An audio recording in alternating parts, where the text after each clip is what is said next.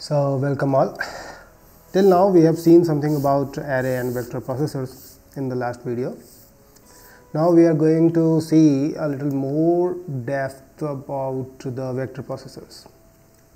So basically till now we have learned that in vector processors what happens, we have processing units which will be able to operate on vectors. So here what we are going to say is what are the related registers kind of things needed with the processor, right?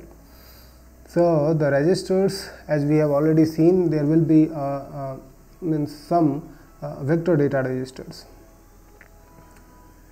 As in our scalar processor also, we have seen we had certain registers. They were scalar, right? There you can keep some values, just single value, right? Maybe it was of 32-bit or 16-bit or maybe 64-bit. Such kind of registers would be there. Now in case of vector processors, we need vector registers. In this vector register, you can see it will be able to hold m-bit values. M can be 32-bit or 64-bit or even 16-bit, whatever. So earlier, as in this scalar processor, what was happening, we were able to hold one m-bit value, right? Now we have vector register in place of a scalar register. In this vector register, we will be able to hold n m-bit values. Okay. Now you will also have certain other registers like vlen, which will specify the length of the vector, which is to be processed, right? This vector register is of size n, so the maximum value that you can assign in vlen register will be n. So the range of the value which you can assign is from 0 to n. N is the maximum value. So a vector that can be stored in this vector register can be of any size from 1 to n. Okay, it should be 1, I should say. So now other thing was VSTR, which will specify the stride. You have already seen, let me repeat also. VSTR will be something which will tell you about the location of your elements of the vector in the memory. Okay, so your vector elements, this was your actual values, if this is the memory, and these values are stored in consecutive location. In that case, you can say the stride is 1. If at all they are stored, if they are stored by interleaving one location, then the stride is 2. So in this way you can keep track of where your data is stored in the memory by having the stride. Okay, there might be a question in your mind that what happens, is it necessary that the data will be stored with a regular distance? The distance may be irregular also. Okay, we will also see what happens if at all it is irregular, right? In case if it is irregular, means first data is stored here, second is here, third is here, fourth is here, and fifth is somewhere here. Okay, so in this case it is not stored in a regular memory location, it is irregular. In such case, VMask register will help you. Okay, what happens in this VMask? It will have the values 0 or 1 in each index. So in this vector mask, you will specify, it will be something like this. which will store 1 0 0 kind of 0 0 and then 0 and then 1 maybe, whatever. So what it says is the value on this first location is to be operated, the second location is not to be operated, third location is to be operated, fourth is to be operated, fifth is to be operated, and sixth is again not to be operated. So this vmask is having 0 or 1, which says which data values are to be accessed and which not to be accessed. Okay. So now you have known something about the register. One thing that you have to understand here is, with the vector processor you will need these kind of registers, several vector registers along with this VLAN register, VSTR, vmask registers. Okay. These vector functional units are pipelined. If at all it is pipelined, you can understand what will happen. What will happen is, this is a vector. So if at all it is a multiply pipeline, what it does, in each clock cycle it will try to produce output for one index of the vector. Okay. So suppose in first clock cycle what will happen, the first index value will come in the first stage. Now in the next clock cycle, this value of the first index will move to the next stage, and in this stage, since it will be empty, the next value can be allowed. Okay. So similarly, after 1 2 3 4 5 6 stage, after 6 stage what will happen, the first output will start coming. Okay. So in 6th clock cycle the first output will come, in 7th clock cycle second output will come, in 8th clock cycle third output will come. So when you have a pipeline, what happens, per clock cycle you will get the output. So if this was a vector of length 10, what will happen, first index, for getting the first output you will take 6 clock cycle, and after that you will be able to process the rest of 9 in just 9 clock cycles. Okay. So total 15 clock cycles will be enough to process these 10 vectors. Not only 10, if the size is 100, what will happen, the first will take 6 clock cycle and the rest 99 will take just 1 clock cycle. So it will something around 105 clock cycles. Okay. So for large number of n, for large number of the size of the vector, you can assume that you are getting output per clock cycle. Okay. This is just a constant. So you can also understand that since it is a 6 clock cycle, 6 stage pipeline, so this is the case.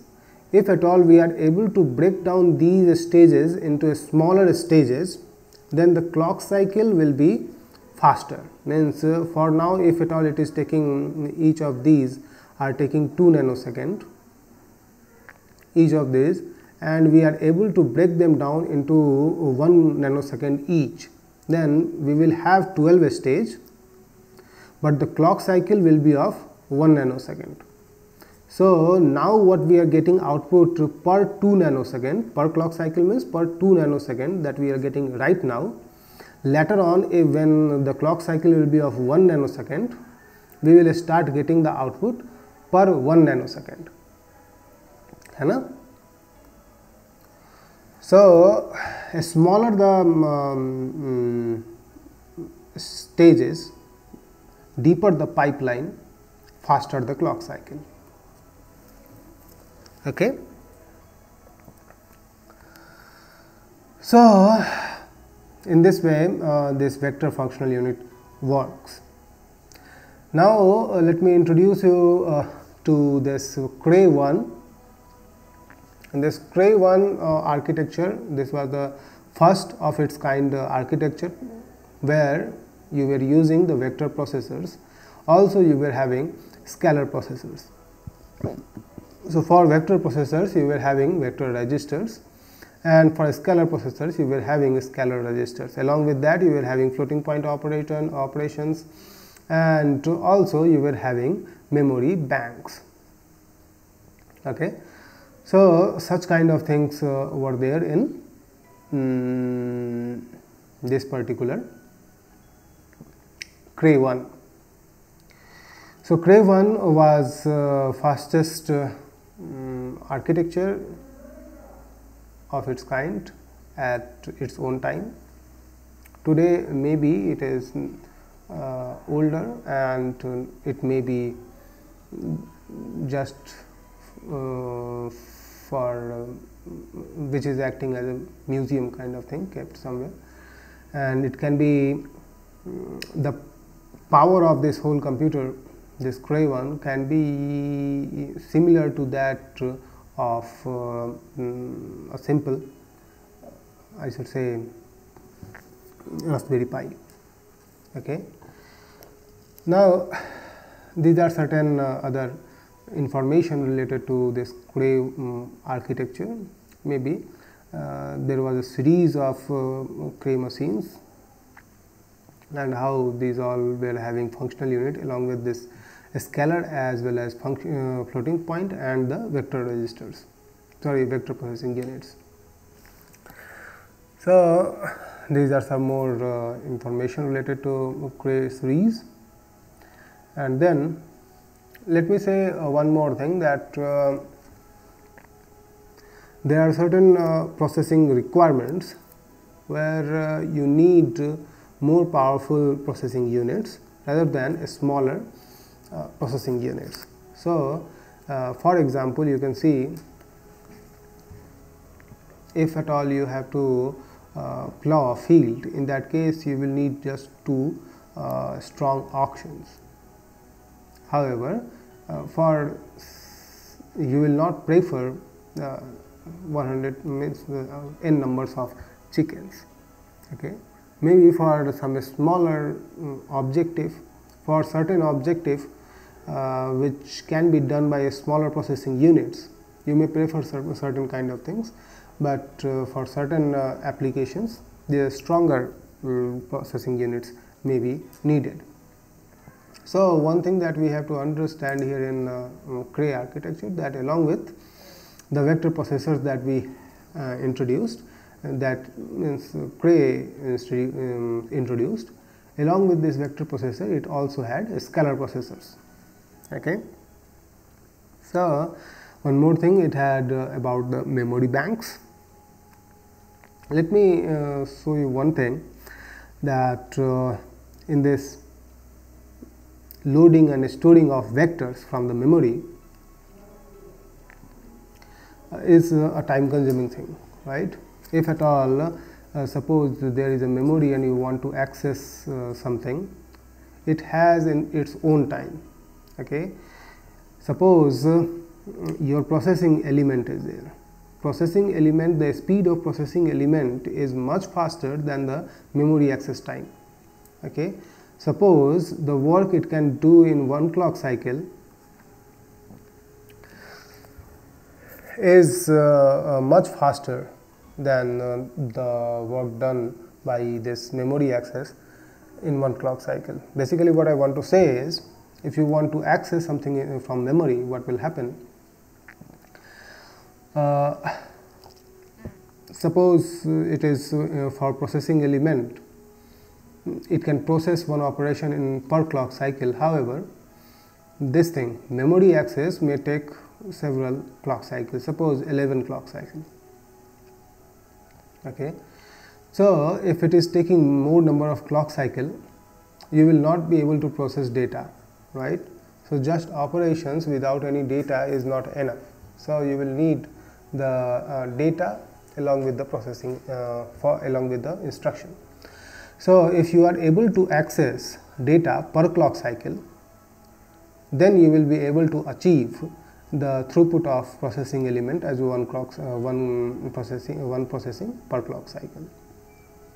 So now your aim is to get the data per clock cycle. However, just one read operation will take, or one write operation will take, one memory access will take 11 clock cycle. Now what can you do to make it a successful pipeline? Okay, make it something that you can get data per clock cycle. Okay, the answer is you can have banks of memory and keep your data interleaved across the memory. Okay, what you have to do in this memory banking, you will divide your memory into banks. Okay, now earlier, which was your whole this much large memory, now you have this suppose 16 memories. For each 16 memory you have address register and memory data register. So now address request can come and the data can be retrieved from here, kept in the memory data register, and can be transferred on the data bus. No problem. So now using this memory banks, you can complete your memory access per clock cycle. How is it possible? It is something like, in your first clock cycle you will give request to bank 0, in second clock cycle you will give request to bank 1, in third clock cycle here in bank 2, and in 16th clock cycle to bank 15. Okay, something like this.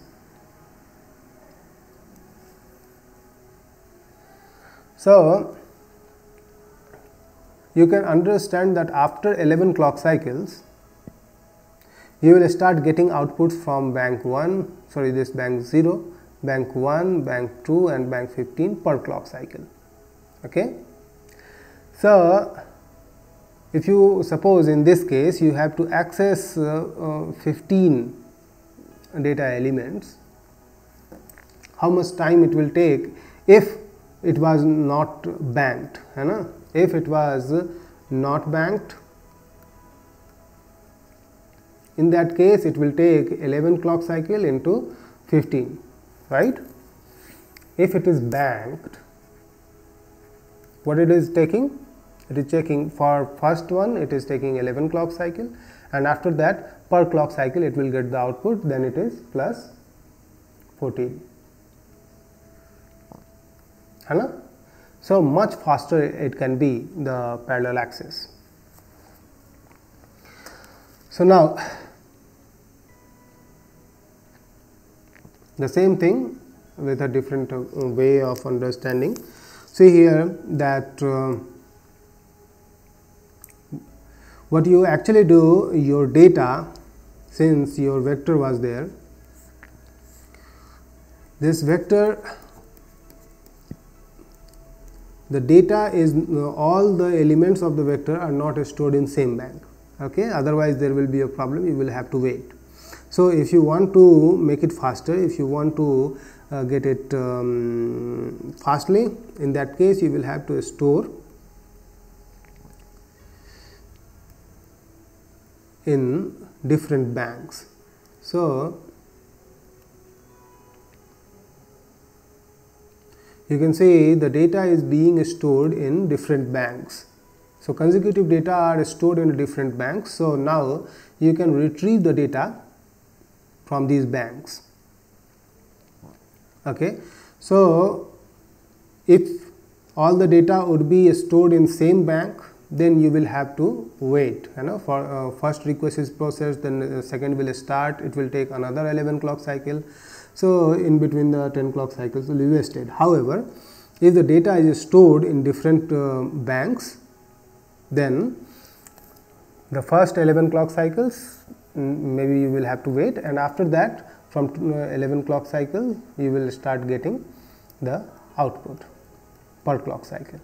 Okay, So this is something which we are studying, how this is being done for storing also and for retrieving also the base address, and the data is being stored separately in different banks. You have just to add the stride to generate the new address, and it will and you will find that particular data in this particular banks of memory. Now here, if the stride was 1, that means then what you need to do, consecutive elements should be interleaved across the bank. If at all it is not stored in the different banks, then you will have to wait. So these are the conditions for sustaining one element per clock cycle. So if a stride is 1, if a stride is 2, then the second element should be stored in the different bank, kind of thing. So a stride is 1, so the consecutive elements should be stored across the bank. And another thing here is number of banks should be more than or equal to the bank latency. If the bank latency is 11, then the number of banks required is more than or at least equal to 11. Otherwise, if suppose you will have just 8 banks, in that case what will happen? You will execute per clock cycle for this 8th, and then you will have to wait for 3 clock cycle to get the next output from this first bank. Okay. So this is something about this vector memory, how this is being stored. So what will happen, we will see little more detail about this in the next video.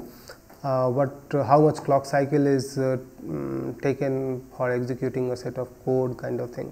Okay, let us see. Thank you.